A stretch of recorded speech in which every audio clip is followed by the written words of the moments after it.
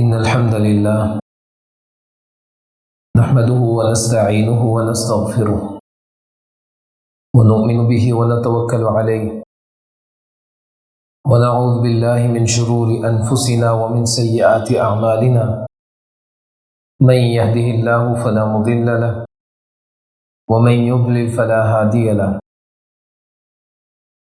ونشهد أن لا إله إلا الله وحده لا شريك له ونشهد أن محمدا عبده ورسوله أما بعد فإن خير الحديث كتاب الله وخير الهدي هدي محمد صلى الله عليه وسلم وشر الأمور محدثاتها وكل محدثة بدعة وكل بدعة ضلالة وكل ضلالة في النار. أعوذ بالله السميع العليم من الشيطان الرجيم من همزه ونفخه ونفثه. بسم الله الرحمن الرحيم. يا أيها الذين آمنوا اتقوا الله حق تقاته ولا تموتن إلا وأنتم مسلمون. يا أيها الناس اتقوا ربكم الذي خلقكم من نفس واحدة وخلق منها زوجها وبث منهما رجالا كثيرا ونساء واتقوا الله الذي تساءلون به والأرحام إن الله كان عليكم رقيبا.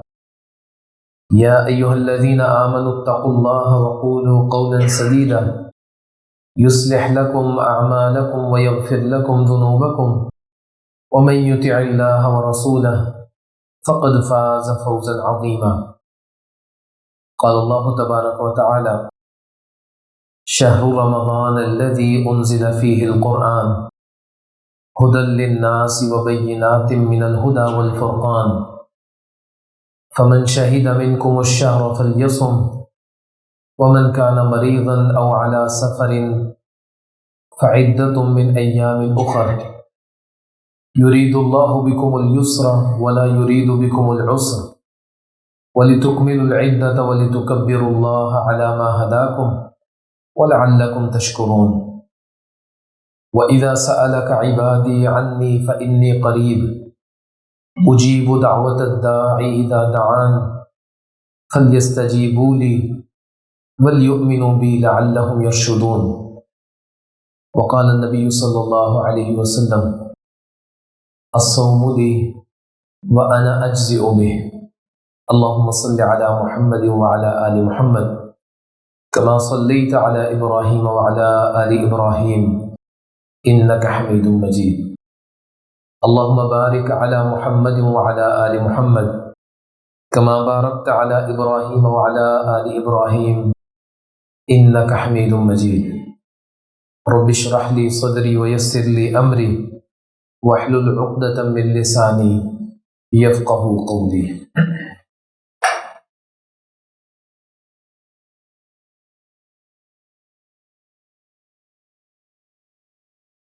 سال کے تمام دنوں میں اللہ تعالیٰ نے رمضان کے دنوں کو ایک الگ فضیلت اور فوقیت عطا کی ہے.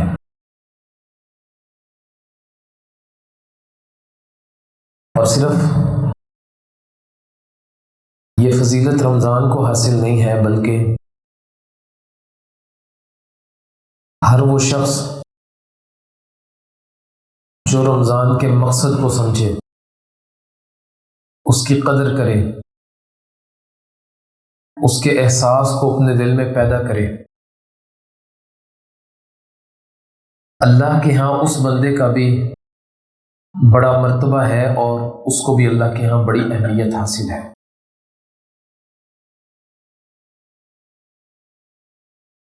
اور اس کی فضیلت، اس کا اندازہ ہم نہیں لگا سکتے. ہاں، باقی نیکیوں کی نسبت اس کے بڑھ جانے کا اندازہ وہ اس ایک چیز سے ہم لگا سکتے ہیں کہ اللہ نے یہ کہا: الصوم لی وانا اجزئ بہ. اس کے اجر کی مقدار کو بیان نہیں کیا گیا کہ وہ کتنی ہے۔ فرشتے جب انسان کوئی نیکی کرتا ہے اس نیکی کو لکھتے ہیں، اس نیکی پر اس کو کتنا اجر دیا جاتا ہے، اللہ کی طرف سے فرشتوں کو یہ علم دیا گیا، وہ اس کو لکھ لیتے ہیں۔ لیکن شاید ممکن ہے کہ اس کے اجر کا اندازہ فرشتے بھی نہ لگا پائیں، اللہ نے ان کو نہیں بتایا۔ کہا الصوم لی وانا اجزئ بہ، روزہ میرے لیے ہے اور میں اس کا اجر دوں گا، بس تم یہ لکھو کہ فلاں بندے نے روزہ رکھا، اللہ خود اس کا اجر دے گا۔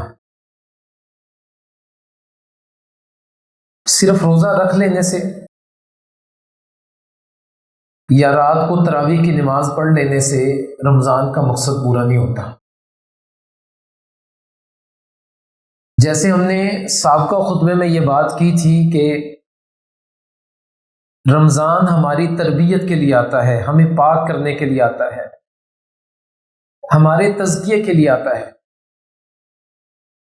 تو ہر وہ شخص جس نے رمضان میں اپنے آپ کو گناہوں سے پاک کر لیا، جو نیکی پر مصر ہو گیا، اس نے استقامت اختیار کر لی اللہ کی حقیقی اطاعت و فرما برداری پر، اس نے رمضان کے مقصد کو جانا۔ اور ہر وہ شخص جس نے دن میں روزہ رکھا، رات کی عبادت بھی کی، لیکن وہ جو بھوک ہے اس کی پوری طرح سے کمی اس نے سحری اور افطاری میں پوری کر لی، خوب کھایا، اتنا کھایا کہ اس کھانے نے اس کو عبادات کے اندر غفلت کا شکار کر دیا۔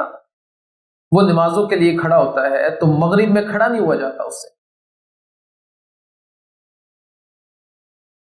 اور یہ بندہ جیسے رمضان ختم ہوتا ہے پرانی روش کے اوپر، انہی گناہوں کے اوپر دوبارہ شوال کا آغاز کرتا ہے۔ اس نے رمضان کے مقصد کو نہیں سمجھا۔ رمضان تو ایک ایسا مہینہ ہے جس کے بارے میں محمد رسول اللہ صلی اللہ علیہ وسلم نے بیان کیا کہ اللہ رمضان کے آغاز میں، اس کی پہلی رات میں کئی لوگوں کو جہنم سے آزاد کیا۔ ایک روایت میں یہ آیا کہ رمضان کے ہر دن میں اللہ تعالیٰ کئی لوگوں کو جہنم سے آزادی دیتے ہیں۔ ایک روایت میں ہے کہ رمضان کی ہر رات میں اللہ تعالیٰ جہنم سے آزادی دیتے ہیں، اور ایک روایت میں ہر افطاری کے وقت اللہ تعالیٰ کئی لوگوں کو جہنم سے آزادی دیتے ہیں۔ تو کیا خیال ہے کہ ایک شخص کو اللہ نے ہدایت دے دی، اس کو جہنم سے آزادی دے دی، اپنے راستے پر چلا لیا، اب دوبارہ وہ گمراہ ہو سکتا ہے جو اللہ کی حفاظت میں ہے؟ اور وہ بندہ جو رمضان کے ختم ہوتے ہی دوبارہ اپنی روش پر ہے، وہ اس انتظار میں ہے کہ کب رمضان ختم ہو اور دوبارہ اپنی اسی روٹین پر آ جاؤں، یقیناً اس نے رمضان سے کچھ بھی حاصل نہیں کیا۔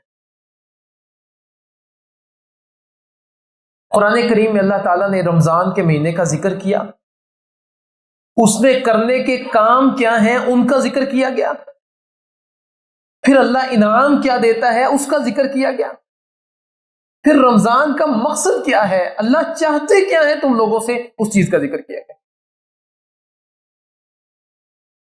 سورہ البقرہ میں اللہ تعالیٰ بیان کرتے ہیں شہر رمضان الذی انزل فیہ القرآن، رمضان کا مہینہ وہ مہینہ جس میں قرآن کو نازل کیا گیا ہے، ھدی للناس وبینات من الہدی والفرقان، یہ لوگوں کے لیے سراسر ہدایت ہے اور واضح اور کھلے دلائل اس کے اندر موجود ہیں۔ ایسے نہیں کہ ایک اشارہ کر دیا گیا ہدایت کے راستے کی طرف، واضح بالکل واضح راستہ، اس کی طرف آگاہی دی گئی اس قرآن۔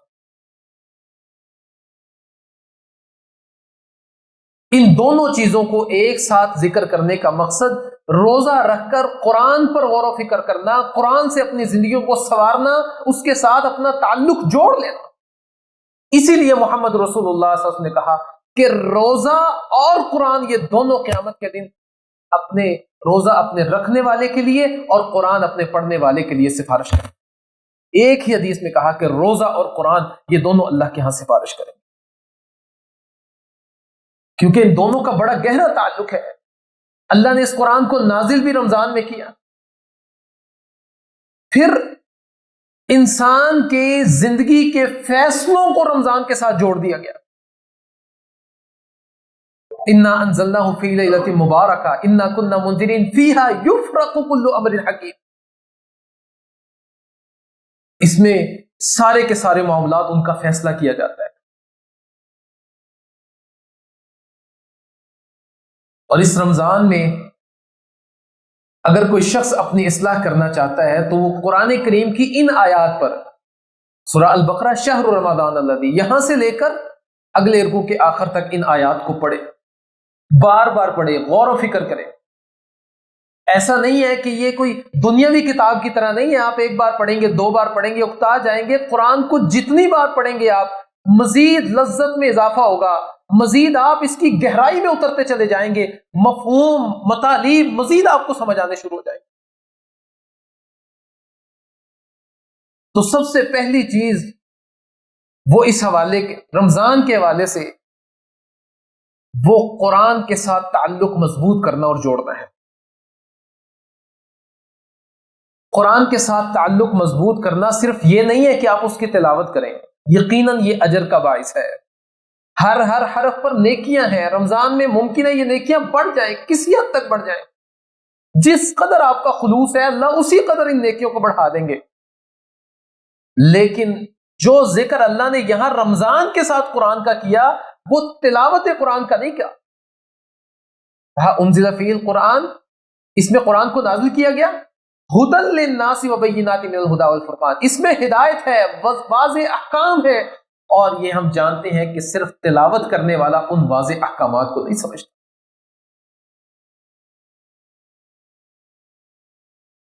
اور قرآن کے ساتھ ساتھ فمن شہد منکم الشہر فلیصم، جو بندہ اس رمضان کے مہینے میں موجود ہے، زندہ ہے، اس کی عقل صحیح سالم ہے، کہا قرآن اور رمضان ان دونوں کو ساتھ ساتھ رکھیں.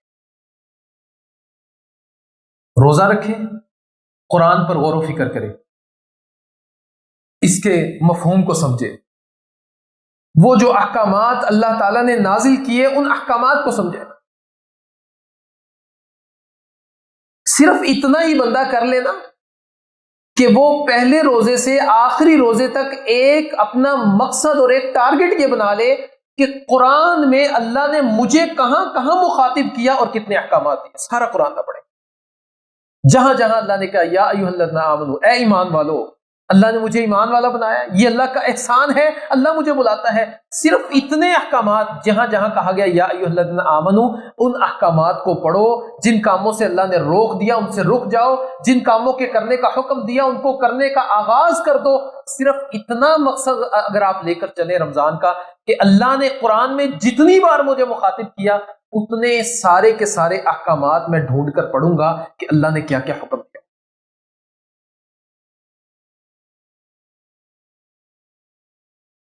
اور یہ رمضان یہ نہیں ہے کہ ہم پر بڑی مشقت ڈال دی گئی ہے، نہیں. آپ کے اندر طاقت نہیں ہے، ہمت نہیں ہے تو کہا روزہ نہ رکھو. آپ سفر میں ہیں تو روزہ نہ رکھو. بعد میں جب آپ سفر سے واپس آ جائیں، بعد میں جب بیماری دور ہو جائے، اللہ طاقت دے دے، وسعت دے دے، ہمت دے دے، اس گنتی کو پورا کر لو عام دنوں میں.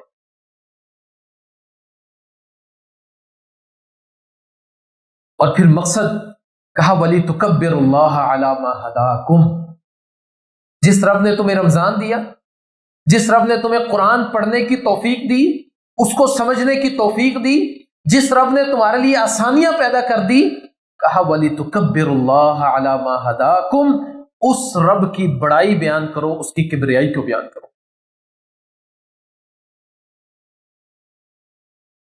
اور رب کی کبریائی اور بڑائی کو بیان کرنا، سب سے پہلی چیز تو اس میں توحید ہے کہ اللہ کی توحید کو سمجھا جائے، اس ایک اللہ کی عبادت کی جائے، یہ کہہ دیا جائے کہ اللہ ہی بڑا ہے. اور یہ انسان اپنی زبان سے بھی کہے، اپنے عمل کے ذریعے بھی کہے. اور جب انسان گناہوں سے بچ جاتا ہے، اللہ کا ڈر اس کے دل میں موجود ہوتا ہے، تو یقیناً وہ اپنے اعمال کے ذریعے سے، اپنے دل کے ذریعے سے یہ کہہ رہا ہوتا ہے وَلِتُكَبِّرُوا اللَّهَ، اللہ بڑا ہے. اور جب انسان کے دل میں اللہ کا ڈر نہیں ہوتا، تقوی نہیں ہوتا، وہ گناہوں کی دلدل میں دھنستا چلا جاتا ہے، اس کو فکر نہیں ہوتی، احساس نہیں ہوتا اس کو، یقیناً وہ اللہ کی کبریائی کو سمجھتا نہیں ہے، اس کا احساس نہیں کرتا۔ وَلَعَلَّكُمْ تَشْكُرُونَ، تاکہ تم شکر ادا کرو۔ شکر ادا کرنا یہ ایک بہت بڑی چیز ہے۔ اللہ نے انسان کی ساری زندگی کی کامیابی کو وہ شکر پر جوڑ دیا، دنیا اور آخرت کی برکتوں کو شکر کے ساتھ جوڑ دیا۔ اور شکر کرنا وہ صرف الحمدللہ کہنا نہیں، اپنے ایک ایک عضو کو اللہ کی اطاعت اور فرما برداری میں لگا دینا، اس کو شکر کہا جاتا ہے۔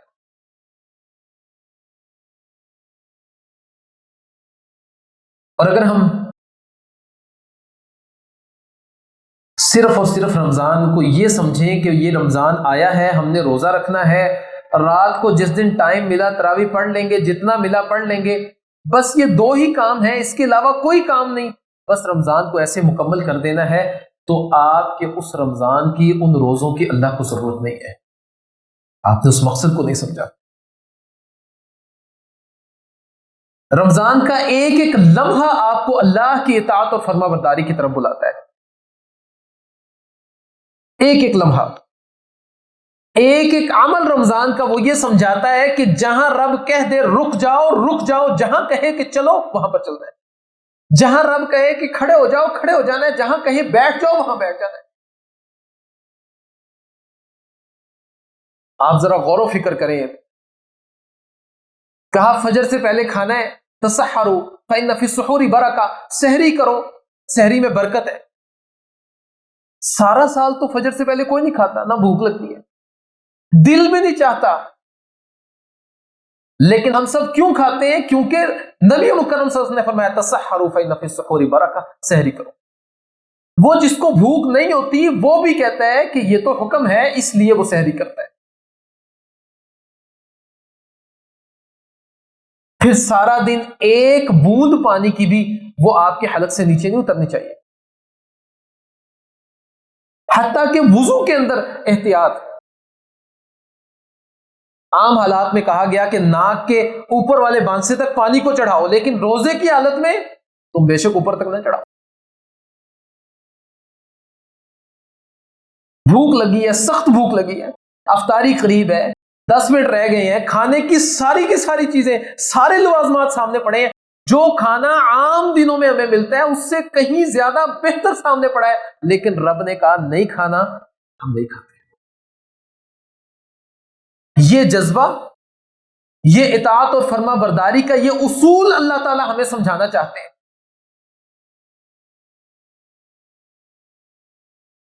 اور یہ ہر موقع پر ہے، صرف رمضان میں نہیں، ہر موقع پر۔ پورے کا پورا گھر وہ ایک چیز پر اڑ گیا، یہ چیز لانی ہے، لیکن وہ چیز گناہ کی موجب ہے، اس کی وجہ سے سارے گناہ پر اڑ جائیں گے۔ اللہ کا قرآن یہ اور رمضان یہ سکھاتا ہے کہ عام دنوں میں بھی اللہ کی اطاعت اور فرما برداری جس چیز میں ہے، سب کو ناراض کر دو، لیکن رب کو ناراض نہیں کرنا۔ یہی جذبہ اللہ تعالیٰ تم سے چاہتا ہے، اور یہی مقصد زندگی کا بیان کیا گیا ہے، اطاعت اور فرما برداری۔ وگرنہ کھانا پینا تو باقی مخلوقات کا بھی ہوتا ہے نا، اللہ تعالیٰ سب کو دیتے ہیں کھانا، جانور جتنے بھی ہیں وہ کھانا کھاتے ہیں، اللہ ان کو رزق دیتے ہیں، لیکن ان کا مقصد وہ صرف کھانا کھانا اور سو جانا، اور تو کوئی مقصد نہیں ان کا۔ لیکن وفاداری، احساس اللہ نے ان کے اندر بھی رکھا، جو ان کو کھانا دے رہا ہے اس کا احساس موجود ہوتا ہے، اس کے لیے دل میں ایک لگاؤ ان کے اندر بھی موجود ہوتا ہے، لیکن ہم اس مقصد کو نہیں سمجھ پاتے۔ رمضان آیا ہے، ہم دیکھتے ہیں رمضان بڑی رونق ہے جی، فلاں جگہ بڑی رونق ہے، فلاں جگہ بڑی رونق ہے، رمضان میں یہ ہو گیا۔ رمضان کا مقصد کیا ہے؟ یہ ایسے ہی ہے جیسے کوئی شخص کسی مسجد میں آتا ہے اور مسجد کے ممبر و محراب کو دیکھتا ہے، جیسے آج کل مزین مساجد ہیں، فلاں چیز کتنی اچھی ہے، فلاں کتنی اچھی ہے، کس قدر رش ہے اس مسجد میں، یہ بھی ہے اور یہاں یہ بھی ہے، یہ بھی ہے، اور مسجد کے بنانے کا مقصد کیا ہے اس مقصد کو نہیں سمجھ۔ یہی چیز رمضان میں ہم لوگ نہیں سمجھ پاتے۔ ہمارے ہاں ایک بہت بڑی تعداد دن میں بھوکے رہنا اور افطاری کے بعد سے شروع ہو جانا، افطاری کے وقت کھانا، مغرب کی نماز پڑھ کے جا کے کھانا، عشاء کے بعد پھر کھانا، اور پھر راتوں کی گھڑیوں میں دوستوں کے ساتھ احباب کے ساتھ پھر نکل جانا۔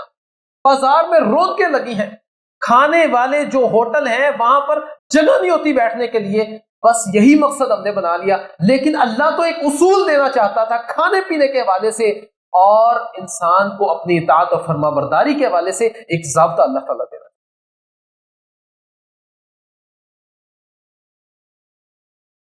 اور یہ ساری چیزیں بیان کر کے اللہ تعالیٰ نے کہا وَإِذَا سَأَلَكَ عِبَادِي عَنِّي فَإِنِّي قَرِيبٌ،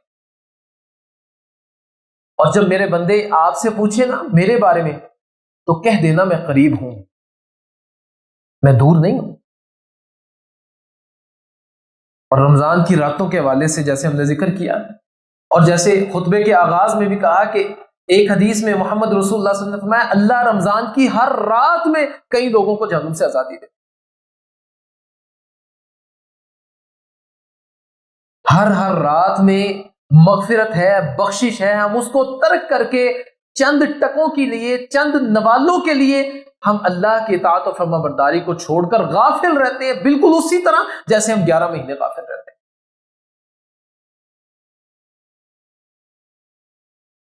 وَإِذَا سَأَلَكَ عِبَادِي عَنِّي فَإِنِّي قَرِيبٌ، روزے کے بعد یہ جو بات کی گئی وَإِذَا سَأَلَكَ عِبَادِي عَنِّي فَإِنِّي قَرِيبٌ، اختتام میں جب افطاری کا وقت ہو جائے اللہ کہتے ہیں میں اپنے بندے کی دعا کو رد نہیں کرتا، افطاری وہ مانگے مجھ سے کیا مانگے۔ رمضان کی راتوں میں جب رب لوگوں کو جہنم سے آزادی دینے کے لیے تیار ہے، اب جو بندہ سوال کرے گا خالصتاً اللہ سے سوال کرے گا مخلص ہو کر، کیا رب اس کو آزادی نہیں دے گا جہنم؟ وَإِذَا سَأَلَكَ عِبَادِي عَنِّي فَإِنِّي قَرِيبٌ، میرے بارے میں میرے بندے پوچھیں تو کہہ دینا میں قریب ہوں۔ اجیب دعوت الداعی اذا دعان، جب بھی کوئی پکارتا ہے میں اس کی پکار کا جواب دیتا ہوں، صرف سنتا نہیں۔ اور اجیبو کا ایک مطلب پکار کو قبول کرنا، جب بھی میرا بندہ پکارتا ہے میں اس کی پکار کو قبول کرتا ہوں۔ رمضان کے ساتھ اس کو جوڑ دیا گیا۔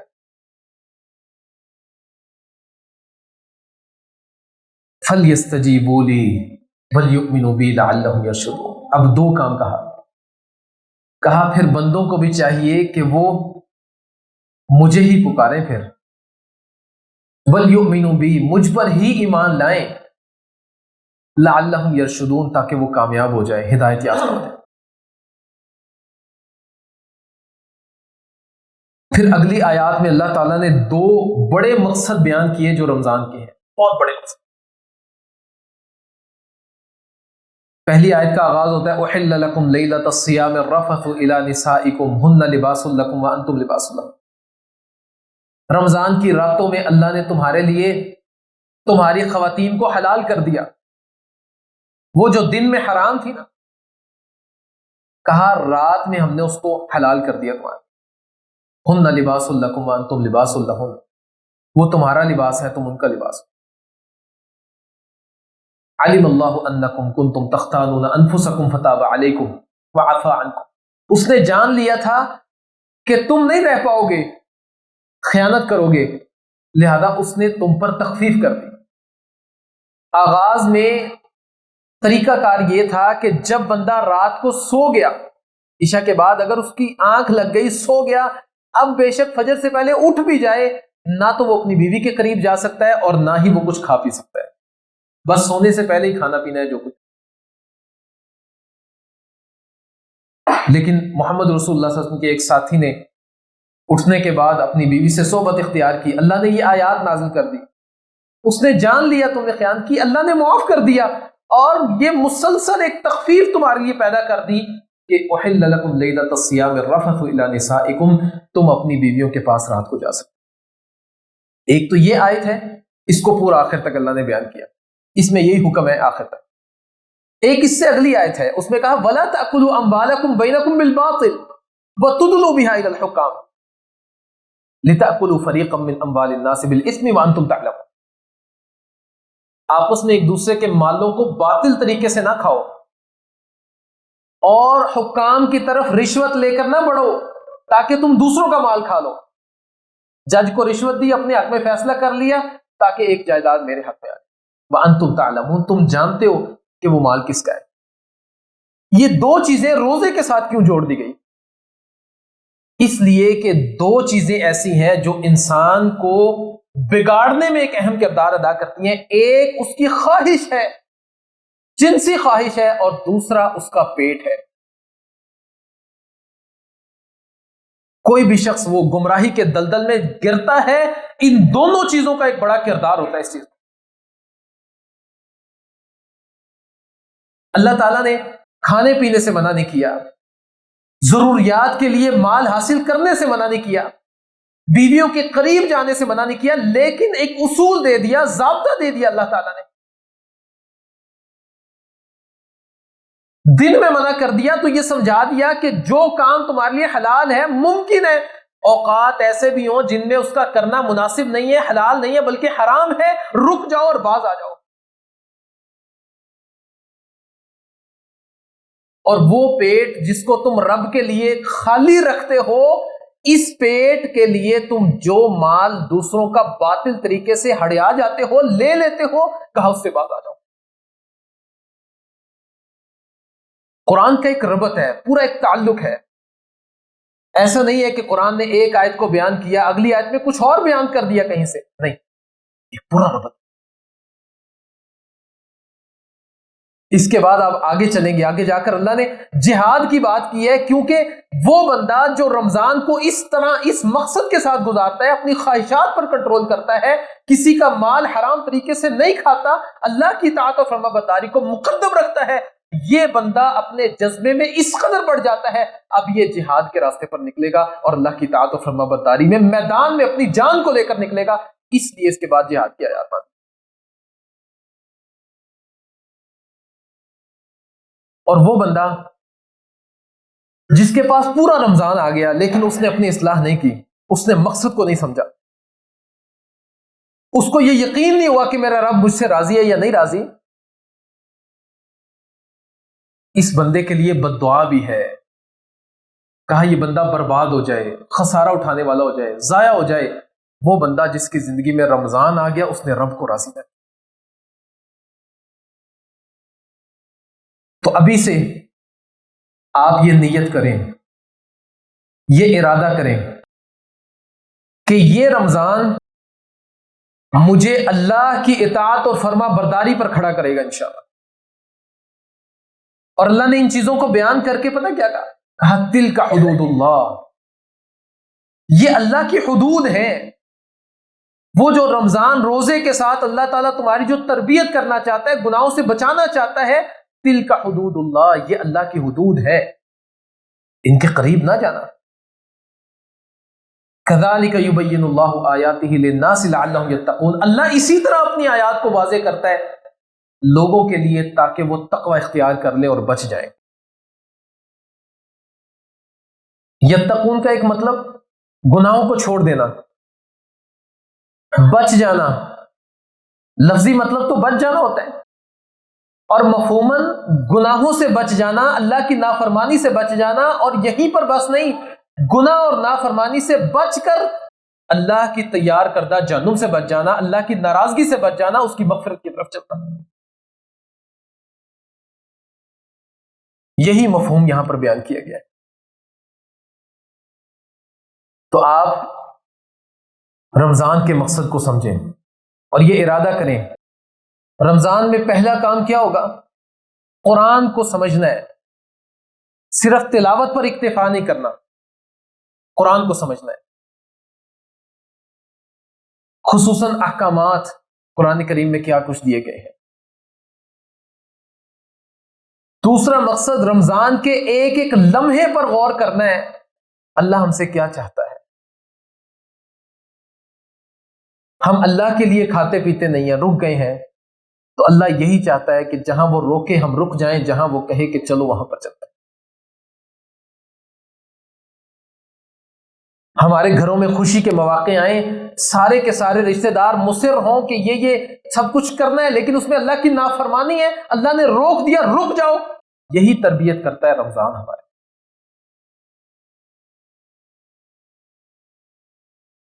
اور یہ تربیت اللہ تعالیٰ ہر سال رمضان لاتے ہیں، اور ہر سال رمضان ہماری یہ تربیت کرتا ہے۔ اگر ہم ہر سال اپنی تربیت کرتے رہیں آہستہ آہستہ، وہ رنگ جو رمضان کا چڑھتا ہے انشاءاللہ وہ اترے گا نہیں، اگلے رمضان میں مزید اس رنگ میں اضافہ ہو جائے گا۔ تو اس رمضان میں ہم نے ایک ہی مقصد کو سمجھنا ہے، صرف ایک، اور وہ یہ ہے کہ من احب للہ وابغض للہ ومنع للہ واعطى للہ فقد استکمل الایمان۔ کسی سے محبت کرنی ہے تو اللہ کے لیے، کسی سے نفرت کرنی ہے تو اللہ کے لیے، کسی کو کچھ دینا ہے تو اللہ کے لیے، کسی سے کچھ روک لینا ہے نہیں دینا اس کو تب بھی اللہ کے لیے، ایک ایک قدم اللہ کے لیے، فقد استکمل الایمان، تو ایمان مکمل ہو جائے گا۔ خواہشات کے اوپر کنٹرول، مالی معاملات کو درست کرنا، ان سب میں اللہ کی اطاعت و فرما برداری کو مد نظر رکھنا، یہ مقصد ہے رمضان کا جو رمضان ہمیں سکھانے آتا ہے۔ روزے رکھیں، نمازیں ادا کریں، صرف رمضان میں نہیں، مستقل نمازی بن جائیں۔ آپ ارادہ کریں، اس بات پر ڈٹ جائیں، اللہ تعالیٰ آپ کو ہمت دے دے گا۔ اور اس کے ساتھ ساتھ وہ کام جن سے اللہ نے منع کیا ہے ان کی پریکٹس کریں، ان کی مشق کریں رمضان میں، تاکہ آپ رمضان کے بعد بھی گناہوں سے بچ سکیں۔ اللہ تعالیٰ سے دعا ہے اللہ تعالیٰ عمل کرنے کی توفیق عطا فرمائے۔ اقول قولی ھذا واستغفر اللہ۔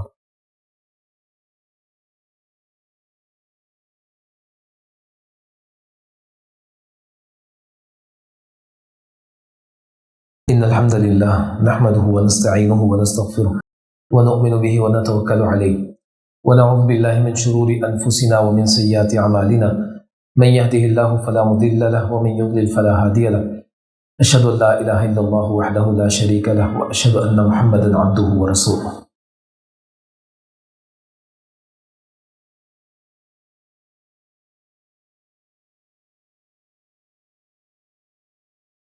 انسانوں کے حوالے سے اور جنوں کے حوالے سے یہ کہا کہ میں نے ان کو اپنی عبادت کے لیے پیدا کیا ہے۔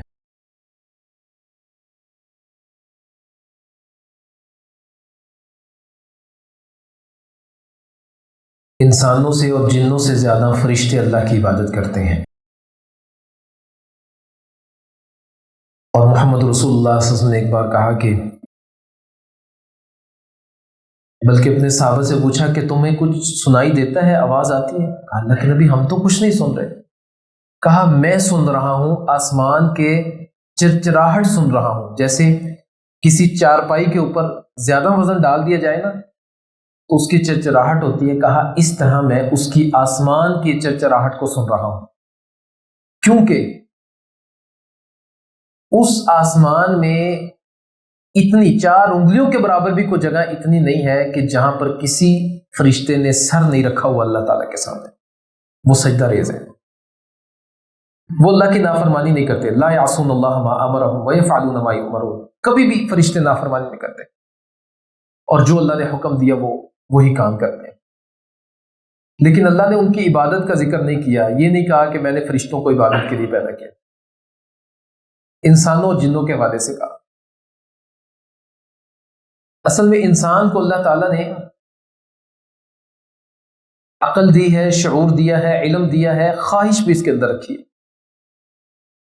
ہم جانتے ہیں کہ جانوروں کے پاس خواہش ہوتی ہے، عقل نہیں ہوتا۔ وہ جہاں کھانا دیکھتے ہیں دوڑتے ہیں، کیونکہ اس چیز کو حاصل کرنے کی خواہش ہے ان کے اندر۔ فرشتوں کو اللہ نے خواہش نہیں دی، ان کو عقل دی ہے، ان کی خواہشات نہیں ہیں، وہ بس اللہ کی عبادت، وہ جو اللہ نے جیسے ان کو پیدا کر دیا، جو ڈیوٹی لگا دی وہ کر رہے ہیں۔ سوال ہی پیدا نہیں ہوتا کہ وہ اللہ کی نافرمانی کریں۔ لیکن انسان کو یہ دونوں چیزیں دی، عقل شعور بھی دیا، خواہشات بھی دے دی، اور پھر اس کے ساتھ ساتھ اختیار بھی دے دیا۔ فرشتوں کو اختیار حاصل نہیں ہے، انسان کو اختیار دے دیا، چاہو تو سیدھے راستے پر چلو، چاہو تو الٹے راستے پر چلو۔ اب وہ بندہ جو اپنی عقل کو دبا لیتا ہے، خواہشات کے مطابق اپنی زندگی گزارتا ہے، یہ جانوروں کی طرح ہے، بلکہ قرآن کہتا ہے اولئک کالانعام بل ہم اضل، بلکہ ان سے بھی گیا گزرا ہے۔ جانور میں تو عقل تھی ہی نہیں، اس میں تو عقل موجود تھی، پھر بھی یہ جانوروں والے راستے پر نکلا۔ اور وہ بندہ جو خواہشات کو دبا کر علم کے مطابق، صحیح سالم عقل کے مطابق، دین اسلام کے مطابق اس کے موافق فیصلے کر کے زندگی گزارتا ہے، یہ فرشتوں سے اعلیٰ اور افضل ہے۔ اللہ نے فرشتوں کو عقل دی، خواہش نہیں تھی، اس کے اندر خواہش تھی، پھر بھی دبا کر اس نے اسی طرح عبادت کی جیسے فرشتے کرتے، اور اسی علم کی بنا پر فرشتوں سے زیادہ افضل قرار دیا گیا نا اس کو۔ اب اس علم کے مطابق جو زندگی گزارے گا، عقل و شعور کو صحیح استعمال کر کے جو زندگی گزارے گا، وہی افضل ہے۔ یہ نہیں کہ ہر بندہ فرشتوں سے افضل ہو گیا۔ اللہ نے سب کو نہیں کہا، بلکہ انہی لوگوں کے والے سے، انسانوں کے والے سے ہی کہا گیا کہ بہت سارے ایسے ہیں جو اللہ کی عبادت کرتے ہیں، وَكَثِيرٌ حَقَّ عَلَيْهِ الْعَذَابُ، بہت سارے ایسے ہیں جن پر عذاب کا کلمہ ثابت ہو چکا ہے۔ تو اس لیے اپنی خواہشات کو دبائیں، صبر کا مادہ اپنے اندر پیدا کریں۔ گناہ کرنے کو دل چاہتا ہے، صبر کریں۔ نیکی کرنے کو دل نہیں چاہتا، صبر کریں اور نکلیں نیکی کرنے کے لیے۔ کو بندہ کڑوی کسیلی باتیں سنا دیتا ہے، صبر کریں، رک جائیں۔ صبر کا جو مادہ ہے اس کو اپنے اندر پیدا کریں، ہر موقع پر صبر۔ اور اگر آپ یہ کریں گے تو ان اللہ مع الصابرین، اللہ آپ کے لیے نیکی کے راستے ہموار کرے گا، کیونکہ اللہ صبر کرنے والوں کے ساتھ ہے۔ اس صبر کے مادے کو اس رمضان میں پیدا کریں، ہر موقع پر۔ جیسے ہم کھانے پینے سے رک جاتے ہیں نا، خواہشات سے رک جائیں۔ ہر بار جب بھی خواہش پوری کرنے کو دل چاہے، رک جائیں اور اللہ سے دعا کریں، اللہ اس بار رک گیا کیونکہ روزہ تھا، اللہ مستقل رکنا چاہتا ہوں، تیری طرف سے توفیق چاہتا ہوں، تو مجھے توفیق دے دے۔ اس کی بڑی ضرورت ہے۔ اللہ تعالیٰ ہم سب کے ساتھ خیر والا معاملہ کرے۔ اللہ تعالیٰ اس رمضان کو ہم سب کے لیے جہنم سے آزادی کا سبب بنا دے۔ اللہ تعالیٰ رمضان کے مقصد کو سمجھنے والا بنا دے، رمضان کا صحیح طور پر فائدہ اٹھانے والا اللہ تعالیٰ ہم سب کو بنا دے۔ اللہ تعالیٰ اس رمضان کا اختتام اس حالت میں کرے کہ اللہ ہم سب سے راضی ہو، اور اللہ تعالیٰ ہمیں اپنی رضامندی سے پھر اس کے بعد کبھی دور نہ کرے، اور ہم ہمیشہ اللہ کی اطاعت اور فرما برداری کرنے والے بن جائیں۔ اللہ تعالیٰ ہر لحاظ سے ہمارے ساتھ خیر والے فیصلے کر دے، ہر طرح کے شر سے اللہ تعالیٰ ہم سب کو محفوظ کر لے۔ سبحان ربک رب العزت عما یصفون وسلام علی المرسلین، الحمد للہ۔